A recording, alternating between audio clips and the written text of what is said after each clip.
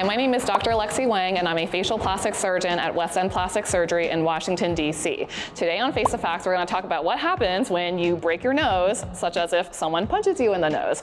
So first of all, the first thing you want to do is see if you can stop the bleeding. That's pretty easy to do. Usually a little bit of cold, like ice packs will help. A little bit of pressure down here at the front of the nose will also help slow it down.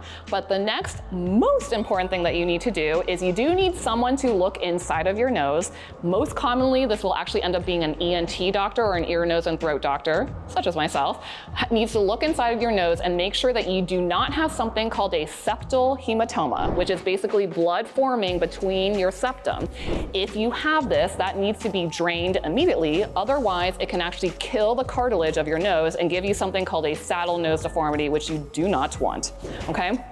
So that's the most important thing to rule out in terms of dangerous stuff. But after that, assuming you do not have that, usually within the period of about 1 week, maybe 2 weeks is the time period where we say it's still reducible. As in, if your bones are a little bit fractured, we can still pop them back to the right position. It's still a little bit mobile. It's safe for us to do that.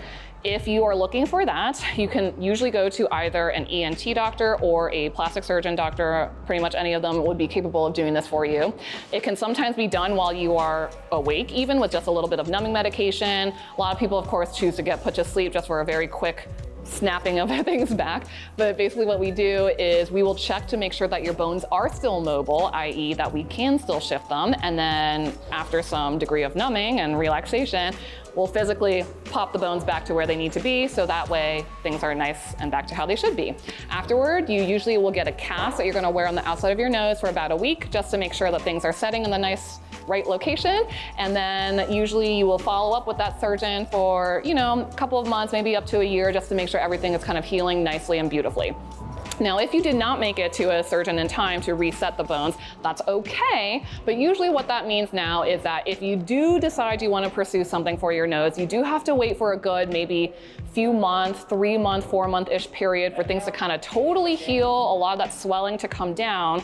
So that way, if you did want to get this addressed, we can see your native and natural nose, and then unfortunately it will involve re-breaking the nose to get it set back to its normal position. So that is what you should do and how to handle what happens when you break your nose. My name is Dr. Lexie Wang. I'm a facial plastic surgeon at West End Plastic Surgery in Washington, D.C.